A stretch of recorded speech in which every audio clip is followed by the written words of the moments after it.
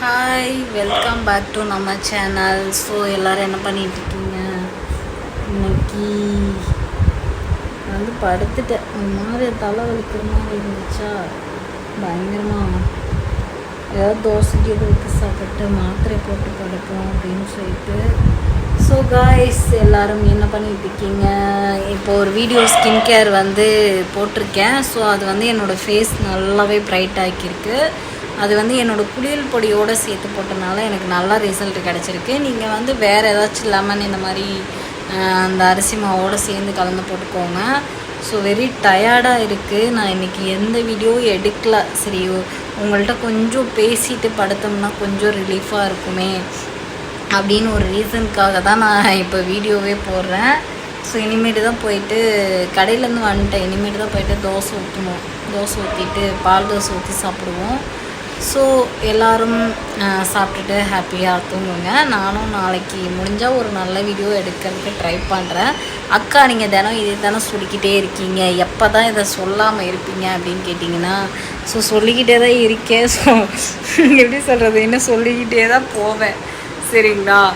ஏன்னா என்னால் முடிஞ்ச அளவுக்கு எடுத்துகிட்டு தான் இருக்கேன். இன்றைக்கெலாம் வந்து வேறு எதுவுமே பண்ணலை. கடையும் பிஸியாக இல்லை, ஆனால் ஃப்ரீயாக தான் இருந்தேன். ஆனால் எந்த வீடியோவும் எடுக்கலை. ஏன்னு எனக்கு தெரியல. அப்புறம் என்னோடய கஸ்டமர் ஒருத்தவங்க இன்றைக்கி ஐப்ரோ எடுக்க வந்தாங்க. அவங்க என்கிட்ட ஒரு விஷயத்த சொல்லிட்டு போனாங்க. அந்த விஷயத்த சொல்கிறதுக்காக தான் இன்றைக்கி வந்து உங்களுக்கு நான் வீடியோவே எடுத்தேன். என்னங்கக்கா அப்படின்னு கேட்டிங்கன்னா, கேரட்டு பீட்ரூட், சரிங்களா? ரெண்டுமே காலையில் வந்து மிக்சியில் போட்டு நல்லா அரைச்சி ஜூஸ் மாதிரி எடுத்துகிட்டு, அவங்களுக்கு வந்து டாக்டர் சொல்லியிருந்தாங்களாம் ப்ளட்டு கம்மியாக இருக்குது, அதை குடிச்சிங்கன்னா சரியாயிரும்னு சொல்லிட்டு.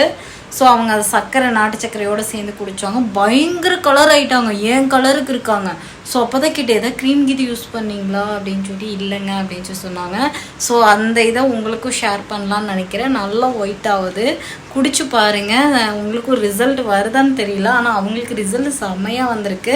நான் எப்படி சொல்கிறது, ஸ்கின் ப்ராப்ளம் இந்த மாதிரி இருக்கவங்க எல்லாம் ட்ரை பண்ணுங்கள். ஆனால் வந்து எப்படி சொல்கிறது, பீட்ரூட் வந்து நிறையா லோ பிபி இருக்கவங்க சாப்பிட்டோம்னா கிரிகிரின்னு வந்துடும். ஸோ உங்களால் முடிஞ்சால் மட்டும் ட்ரை பண்ணுங்கள். தேவையில்லாமல் சாப்பிட்டு உடம்ப வந்து புண்ணாக்கிக்காதீங்க.